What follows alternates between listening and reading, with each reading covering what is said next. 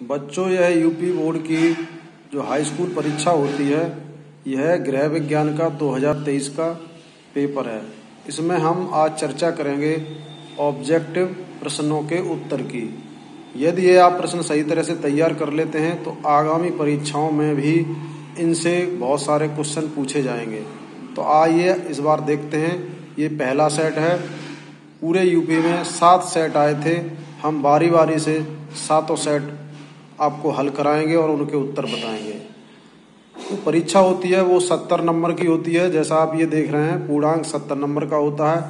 इसमें 20 क्वेश्चन आते हैं एक एक नंबर के। तो 20 क्वेश्चन जो बहुविकल्पी रहते हैं, 4 विकल्प दिए होते हैं, उनमें से आपको एक सही उत्तर लिखना होता है। आइए देखते हैं। सबसे पहले खंड आ। खंड आ में प्रश्न संख्या 1 से 20 बहुविकल्पी है। निम्नलिखित प्रश्नों में प्रत्येक के 4-4 वैकल्पिक उत्तर दिए गए हैं। उनमें से सही विकल्प चुनकर क्रमवार उत्तर पत्रक पर अंकित करें। जो OMR शीट मिलती है उस पर आपको उसका सही उत्तर काला करना होता है। पहला सवाल है, 7 लीटर दूध का दाम 420 रुपये है, तो 1 लीटर दूध का दाम बताइए। इसे कैसे करेंगे? 7 लीटर दूध का दाम कितना है? 420। कितने का है? 7 का। तो भाग दे देंगे। 7 छिक्के 42 और ये 0 का 0, तो 60 रुपये। कितना उत्तर आया? 60 रुपये। ये हमने टिक लगा रखा है, तो इसका सही उत्तर है 60 रुपये। दूसरा सवाल है, गिफ्ट चेक में रुपए की राशि होती है। विकल्प है 30 रुपये, 25 रुपये, 50 रुपये, 21 रुपये।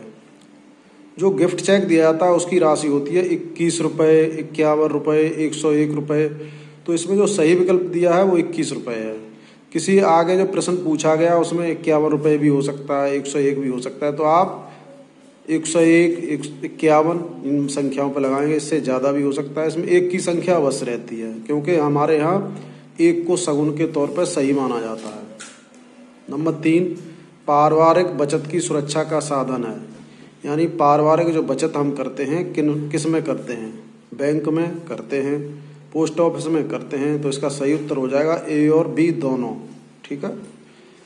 जल से फैलने वाला रोग हैं।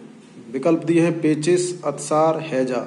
तो ये सारे जल के गंदगी से ही फैलते हैं। यदि हम दूषित जल पीते हैं तो ये बीमारियां हो जाती हैं। तो इसका सही उत्तर होगा इनमें से सभी। तो ये मैंने गिफ्ट चेक वाला जो सवाल था इसका डिटेल भी यहाँ लिख दिया। गिफ्ट चेक 21 रुपये, 51 रुपये, 101 रुपये या इससे अधिक के होते हैं।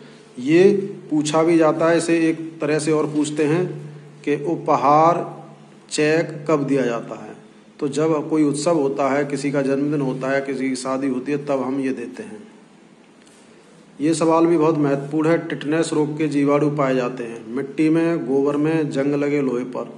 तो ये सारे सभी में पाए जाते हैं। इसमें भी ये खासकर घोड़े की जो लीद होती है उसमें पाया जाता है। तो वो गोबर आ जाता है। गोबर में भी होता है, मिट्टी में भी होता है। तो इसका सही उत्तर है इनमें से सभी। जल का रासायनिक सूत्र क्या है? H2O। ये कई बार परीक्षाओं में आया है, तो इसे आप अच्छी तरह देख लें। जल का रासायनिक सूत्र H2O। डेंगू किससे फैलता है? जो ये बुखार होता है आजकल बहुत चलता है, इसमें प्लेटलेट्स की कमी हो जाती है। ये भी पूछा जाता है डेंगू में क्या कम हो जाता है? प्लेटलेट्स। तो ये मच्छर से फैलता है। पर्यावरण प्रदूषण का कारण है नगरीकरण, वनों की कटाई, औद्योगिकीकरण, इनमें से सभी। तो इसका सही उत्तर है इनमें से सभी, क्योंकि अधिक नगर होने से वनों की कटाई हुई तो वो प्रदूषण बढ़ा। वनों की कटाई हुई तो प्रदूषण बढ़ा।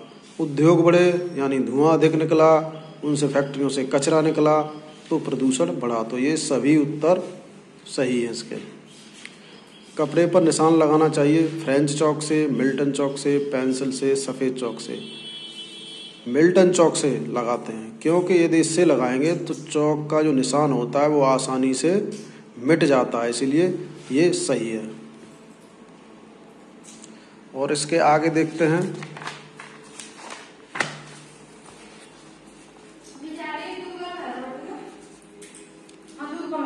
घर में वस्त्र मिलने से बचत होती है धन की, वस्त्र की, समय की, इनमें से सभी की। 11वां, सब्जियों को धोना चाहिए काटने के बाद, छीलने के बाद, काटने छीलने के पहले। काटने और छीलने से पहले धोना चाहिए, क्योंकि यदि बाद में धोएंगे तो उसके विटामिन और जो खनिज होंगे वो धुलने के साथ चले जाएंगे। इसलिए काटने और छीलने से पहले ही सब्जियां धोई जाती हैं। रोगी का भोजन कैसा होना चाहिए? चटपटा, वसी, सुपाच्य, बिना पका हुआ। तो जो रोगी का भोजन है वो सुपाच्य होना चाहिए, क्योंकि वो आसानी से पचा ले। यदि सुपाच्य नहीं होगा तो वो और अधिक बीमार हो जाएगा। 13वां सवाल है, भोजन पकाने में किसका प्रयोग हानिकारक है? पानी का, नमक का, सोडा का, चीनी का? सोडा का, क्योंकि सोडा यदि भोजन पकाते समय डालते हैं तो जो उसका विटामिन बी होता है उसे ये नष्ट कर देता है। इसीलिए सोडा हमें खाना पकाते समय नहीं डालना चाहिए। मोच की क्या पहचान है? मोच, जिसे गांव में मुर्र कहते हैं, मुर्र लग गई। मोच का, इसमें दर्द भी होता है, मांसपेशियों में खिंचाव भी रहता है, सूजन भी रहता है। तो इसका सही उत्तर हो गया इनमें से सभी। श्वसन प्रक्रिया में रक्त का शुद्धिकरण किस गैस के द्वारा होता है? जो श्वसन प्रक्रिया है उसमें रक्त का जो शुद्धिकरण यानी रक्त शुद्ध होता है वो ऑक्सीजन गैस के द्वारा होता है। किस अंग में रक्त का शुद्धिकरण होता है? यकृत में, जिसे लीवर कहते हैं, वृक्क किडनी कहते हैं, फेफड़ों जिन्हें लंग्स कहते हैं, हृदय हार्ट कहते हैं। इसका सही उत्तर है फेफड़ों में। जो रक्त का शुद्धिकरण होता है वो हमारे फेफड़ों में होता है और शरीर में हमारे 2 फेफड़े होते हैं। यह भी सवाल पूछा जाता है कि फेफड़ों की संख्या कितनी होती है? तो वो संख्या होती है 2। अस्थि भंग में मांसपेशियों में क्या होता है? यानी हड्डियों का टूटना, उसमें सूजन होती है, दर्द होता है, अंग निष्क्रिय हो जाते हैं, ये सब होते हैं। ये इसका सही उत्तर ये सब होते हैं। एक स्वस्थ व्यक्ति की हृदय गति प्रति मिनट कितनी होती है? यानी स्वस्थ व्यक्ति का जो हृदय होता है वो 1 मिनट में कितने बार धड़कता है? तो इसका सही उत्तर है 72 से 80 बार। 72 से 80 बार। थर्मामीटर से क्या ज्ञात करते हैं? थर्मामीटर से हम शरीर का तापमान यानी टेम्परेचर नापते हैं, जिसे हम बुखार भी कहते हैं। मानव शरीर में पसलियों की संख्या कितनी होती है? इसका सही उत्तर है 24। तो ये हमारे बहुविकल्पी प्रश्न हैं। आगे वाले सेट के भी हम आपको बताएंगे, सही उत्तर देंगे। आपकी परीक्षा में ये 20 में 20 सही कराने का हमारा टारगेट है। यदि आप चाहते हैं कि और भी पूरा प्रश्न पेपर आपको बताया तो आप कमेंट करके ज़रूर बताएं और हमारे चैनल को सब्सक्राइब करें, जिससे आपको हाई स्कूल की परीक्षा में तैयारी आप अच्छी तरह कर सकें और अधिक से अधिक नंबर ला सकें।